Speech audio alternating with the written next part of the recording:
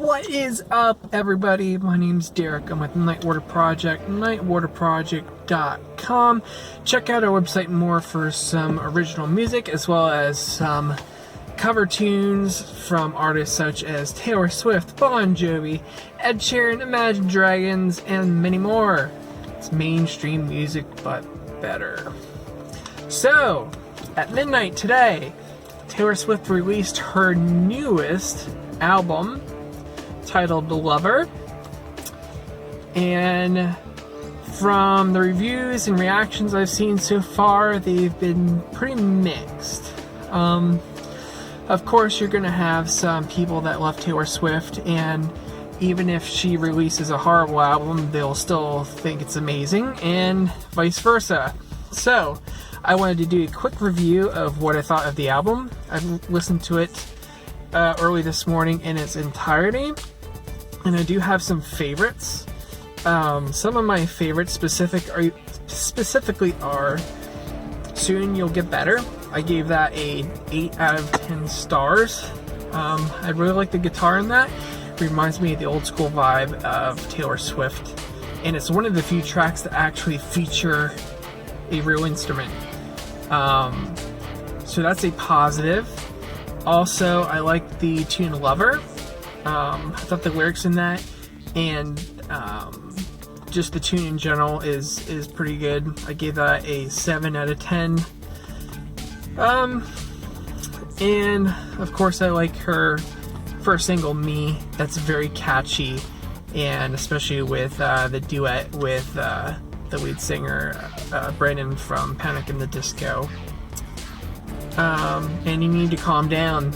I also give that a 7 out of 10. That's very poppy as well, and very catchy. But for a lot of the others, I was not too impressed. And some songs even felt more like fillers. And a lot of songs, in my opinion, off this album, and Reputation was a lot the same way. And I don't know if you picked up on it or not, but a lot of the songs, it features her singing vocals, and when it needs to be pronounced more, meaning to stand out in your face a little more, they put like some I guess they double her vocals, either octave it up or put it octave down, and that makes it stand out more. She does that very often. So that's very unique to Taylor. But as far as the actual songs in general, most of these songs, just like the Reputation album that she released a handful of years ago,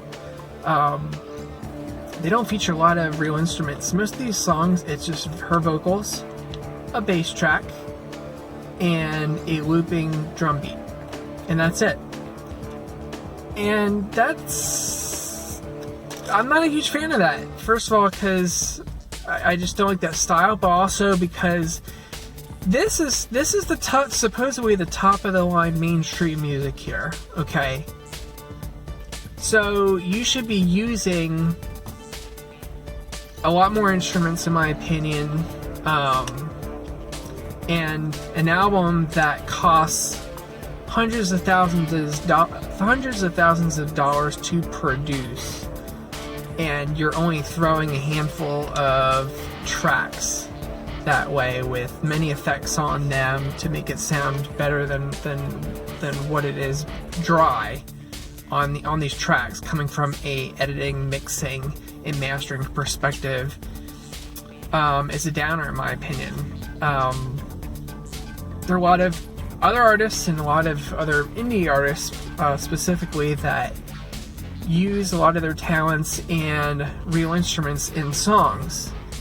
And what I don't understand is when a pop artist like Taylor Swift comes out with pop songs, and yes, pop songs are more about the beats than the actually instrumentation on it. But when you only have one or two songs with a guitar or a piano in it, I kind of scratch my head to that.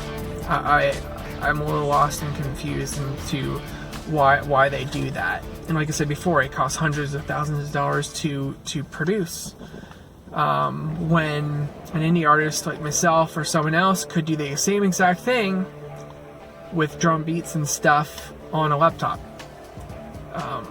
So in my opinion, that to the music industry as a whole, I don't understand that at all, and that is a coffin to indie artists out there that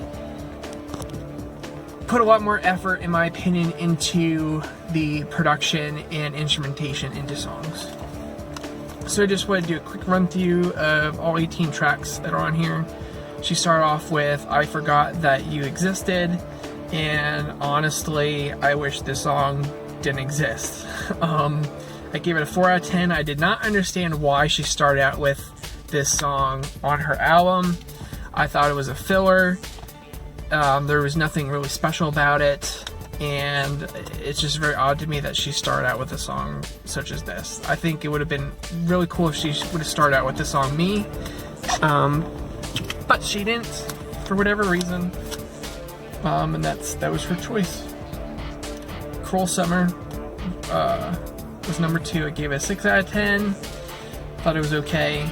Lover, like I said, I really enjoyed. I gave it 7 out of 10.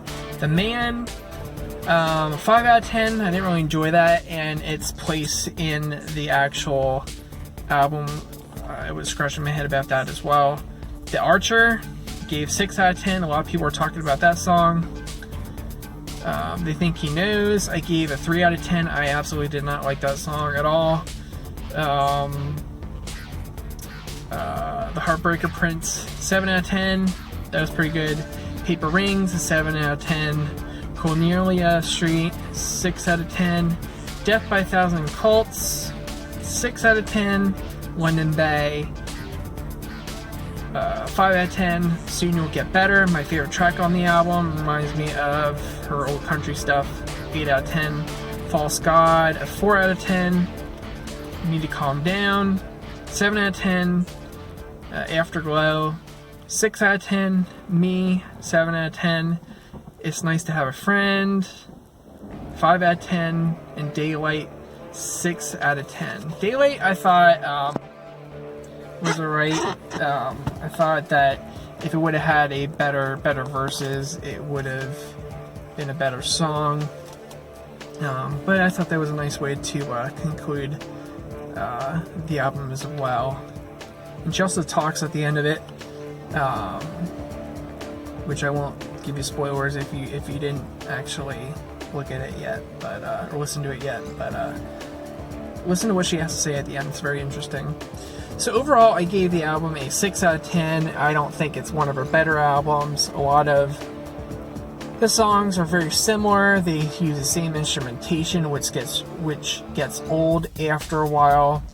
The listenability to this, I would give a 5 out of 10, because there are a handful of tracks on here that are very forgetful. But at the same time, there are some tracks that are very poppy and catchy, and you could listen constantly as well. So, those are my thoughts. If you want to listen to something unique that's still Taylor Swift, check out our website at nightwaterproject.com. We've released a handful now of unique tracks of hers. We got the rights to release them and such, and she does get a percentage of those sales. So if you're a big Taylor Swift fan, check them out. Something unique, and there's a lot more instrumentation on those tracks than what she releases these days. But the arrangements are very unique. The instruments in them are very unique as well. And if you are not a Taylor Swift fan, give it a shot, because you might enjoy the actual song in this unique way. So, that being said, we'll see how well her new album Lover does on mainstream radio and the Billboard 100 charts and such. Honestly, I think these days the music industry is a lot more about politics and the person releasing the songs, and less about the actual songs. So that's just my opinion. That's what I've seen over the years, and how certain musicians stay in the spotlight and how some are not as well. So again, my name is Derek with Nightwater Project, nightwaterproject.com. If you're a big Taylor Swift fan, I hope you enjoy that album. If you are not, give it a shot, give it a listen, and come up with your own opinion. That's what's great about music these days. With Spotify and Apple Music especially, you can find all sorts of artists out there, and unlike radio where they play the same songs over and over again and only feature mainstream musicians and songs, you can listen to Spotify and Apple Music and find all sorts of musicians these days that you never would have heard of or never would have came across even their cover songs of mainstream artists like I release. So yeah, so hope everyone has a great day.